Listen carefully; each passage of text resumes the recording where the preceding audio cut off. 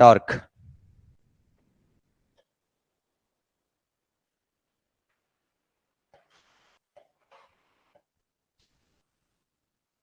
इसको हिंदी में भी टॉर्क ही बोलते हैं। ठीक, टॉर्क। टॉर्क मतलब क्या चीज है? ये फोर्स का रोटेशनल मूवमेंट। इसको ऐसे डिफाइन कर सकते हैं कि बल, ऐसा बल जो केवल घुमाने के लिए लगता हो। फोर्स का रोटेशनल मूवमेंट, कोई फोर्स नहीं है, फोर्स की जनरेट से जो मूवमेंट जनरेट हो रहा है ना, ये कोई बल। इसको हम ऐसे नहीं डिफाइन कर सकते कि torque is a force, torque is not a force, है ना। Force causing torque. ठीक, rotational movement of any force is defined as a torque. ठीक, एग्जांपल जैसे लें, देखो मैं इस पेन को खोलूंगा तो मैं इसके वर्टिकली फोर्स लगाऊंगा, ठीक है। ठीक, और मेरा कोई इंटेंशन नहीं है कि मैं इसको घुमा के खोलूं। घुमा के खोलूंगा भी तो ये नहीं खोलूं, तो मेरे को ऐसे फोर्स लगाना ही पड़ेगा। ठीक है, तो ये हो गया एक फोर्स वर्टिकली जो हम फोर्स अप्लाइड कर रहे हैं। लेकिन वहीं अगर मैं कोई बॉटल खोलूं, ठीक, तो मेरा इंटेंशन होगा कि मैं इसको घुमाऊं, मेरे को पता है बिना घुमाए वो नहीं खुलेगी, तो वो हो गया टॉर्क। ठीक, गाड़ियों में टॉर्क का यूज कहां पे होता है? स्कूटी आप लेते हैं, कार लेते हैं, स्टेयरिंग के लिए। ठीक हो गया, स्टेयरिंग में। ट्रकों में नीचे से देखा होगा टायरों के बीच में ऐसे एक लगा होता है बियरिंग सा, जो ऐसे घूमता रहता है। ठीक, ये टॉर्क, ये भी टॉर्क के लिए होता है, बैलेंस करने के लिए, कि अगर इस टायर पे लोड ज्यादा है तो ये घूम के बैलेंस कर देगा दोनों तरफ। ये हो गया टॉर्क। बस। अब केंद्रीय बल उपकेंद्रीय बल है, लेकिन उसकी जरूरत नहीं है, तो खाली उसको पढ़ाने का फायदा नहीं है, आएगा भी नहीं वो।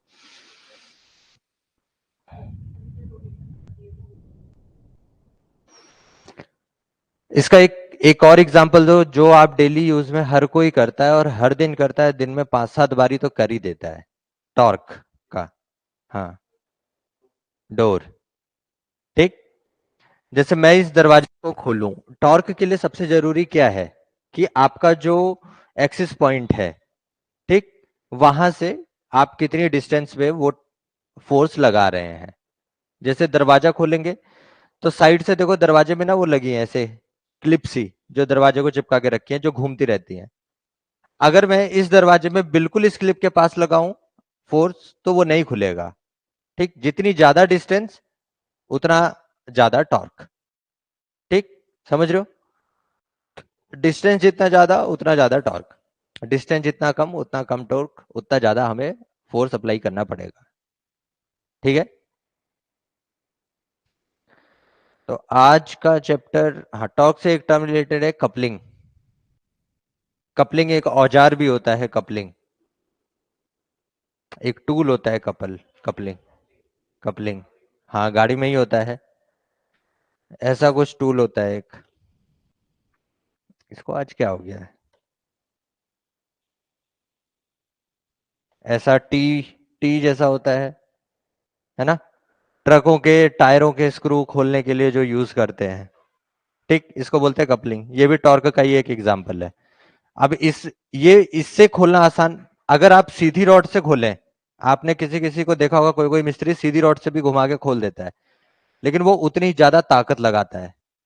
ठीक, क्योंकि फोर्स केवल एक ही डायरेक्शन में काम कर रहा है। ठीक, एक ही तरफ घुमाएगा वो, ताकत जितनी ज्यादा लगाएगा एक सीधी रॉड में। अब इसमें क्या है, इधर से भी फोर्स अप्लाई हो रहा है, इधर से भी फोर्स अप्लाई हो रहा है, दोनों तरफ से फोर्स अप्लाई हो रहा है, तो आसान हो जाता है घुमाना। तो ये फिनोमिना होता है कपलिंग। हाँ, प्रेशर। तुम्हारे इसमें सिलेबस में ना 3 चीजें इसने बताई हैं, concept of pressure, atmospheric pressure, hydrostatic pressure, surface tension. बस, इसने केवल ये 4 चीजें बताई हैं। ठीक है, इसको अकेला प्रेशर नहीं, प्रेशर के साथ एक और चीज पढ़ते हैं, थ्रस्ट।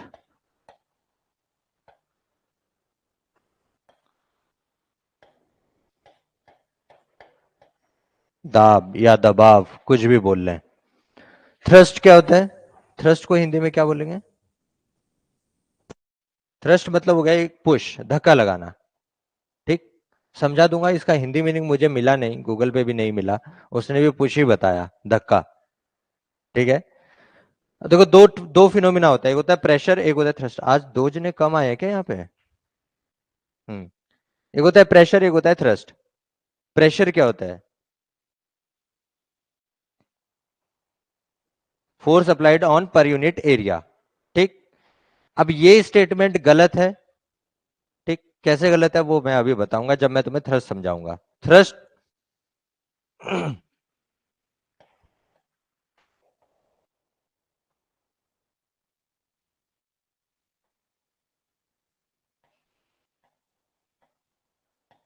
ये हथौड़ी है, इसको कुल्हाड़ी मत समझना, ठीक है?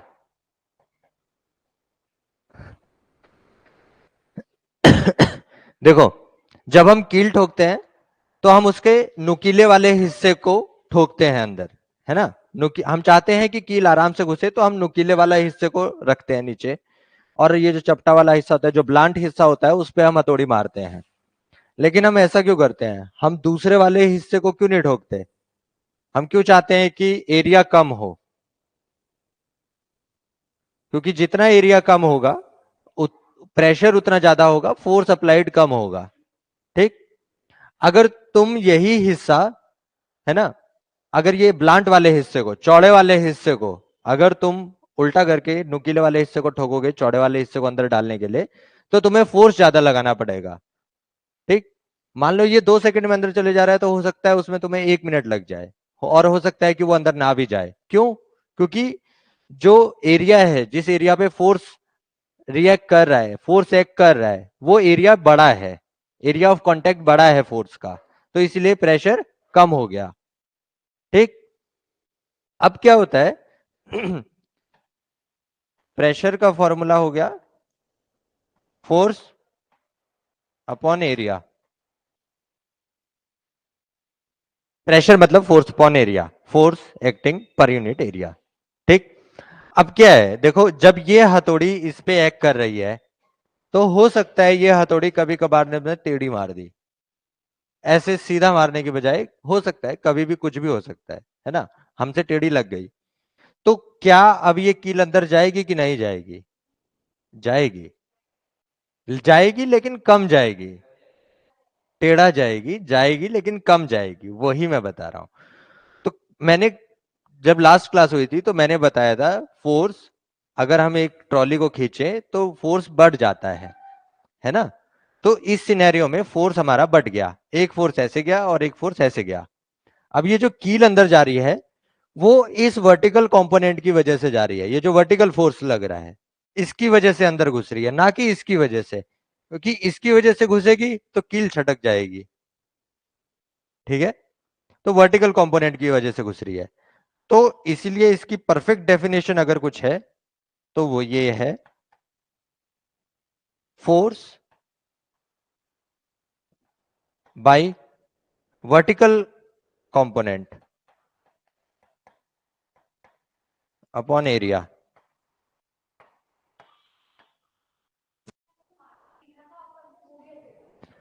हाँ, मान लो तुम कील ठोक रहे हो, अभी तक तुम सीधे मार रहे हो, तुमने तेज तेज ठोकने लगा तो वो टेढ़ा हो गया।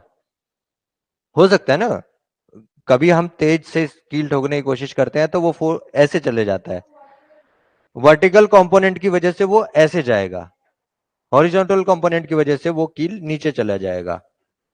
ठीक है, तो इस वर्टिकल कंपोनेंट की वजह से जो कील अंदर जा रहा है, यही यही चीज होती है थ्रस्ट, जो वर्टिकल कंपोनेंट होता है। ठीक, यही चीज है थ्रस्ट, जो वर्टिकल कंपोनेंट का फोर्स उस पर लग रहा है, जो वर्टिकल फोर्स उस पर एक्ट कर रहा है, ये चीज कहलाती है थ्रस्ट। अब प्रेशर हो गया thrust upon area.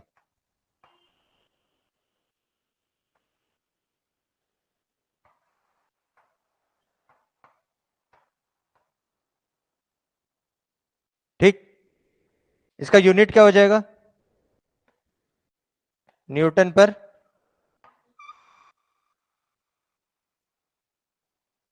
Metre square. ठीक, समझ आ गया? कुछ डाउट तो नहीं है? थ्रस्ट क्या है और प्रेशर क्या है सर? हाँ, जो वर्टिकल कंपोनेंट फोर्स का है वो थ्रस्ट कहलाएगा। थ्रस्ट भी प्रेशर ही है, लेकिन वो प्रेशर जो वर्टिकली एक्ट कर रहा है। ठीक।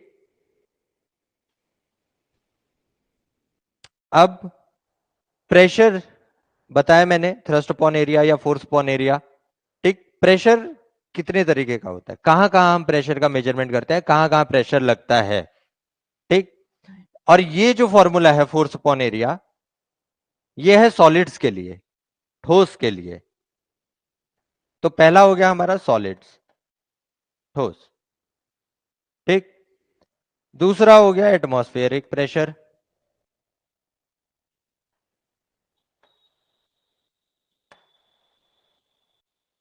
तीसरा हो गया हाइड्रोस्टैटिक प्रेशर। अभी हिंदी में बता दूंगा सब क्या होता है।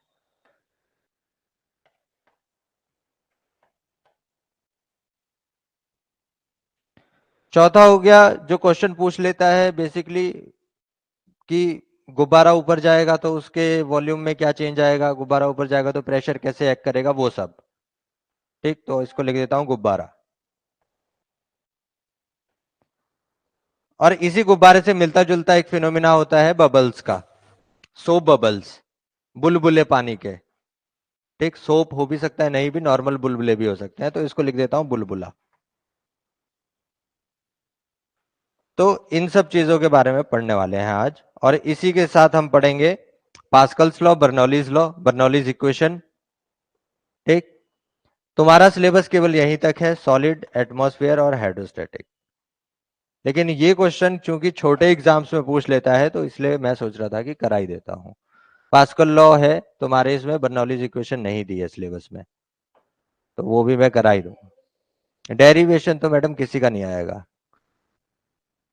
डेरिवेशन में कराने वाला हूं भी नहीं, इतना लंबा टाइम है भी नहीं।